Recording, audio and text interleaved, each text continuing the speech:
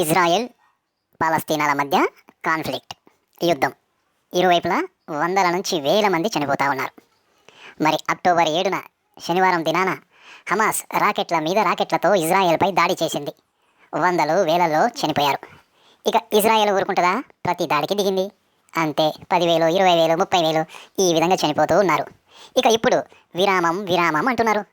విరామం ఎప్పుడైతుంది అంటే రెండు వైపులా అలసిపోతేనే విరామం, లేకపోతే లేదు. సో అలసిపోయినప్పుడు విరామం.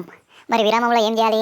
ఎవరినన్నా బందీలుగా పట్టుకుంటే విడిచిపెట్టడం, తిరిగి మరలా యుద్ధం మొదలుపెట్టడం, చంపడం, దొరికితే బందీలుగా బంధించడం, తిరిగి విరామం, బందీలను విడిచిపెట్టడం, మరలా యుద్ధం, మరలా విరామం, మరలా విడుదల, మరలా యుద్ధం, విరామం, విడుదల.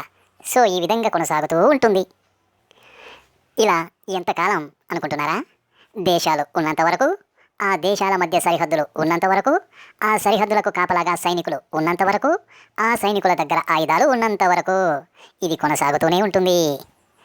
అయినా కానీ తెలియక అడుగుతా, అసలు సైనికులు ఆయుధాలు ఉన్నది ఎందుకు? పొలాలు దున్నటానికా? కాదు కదా. జై కిసాన్, కిసాన్ ఎందుకు?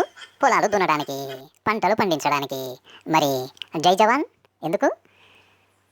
ఎందుకు జవానులు ఎందుకు? సైనికులు ఎందుకు? ఈ ఆయుధాలు ఎందుకు? అది గమనించండి.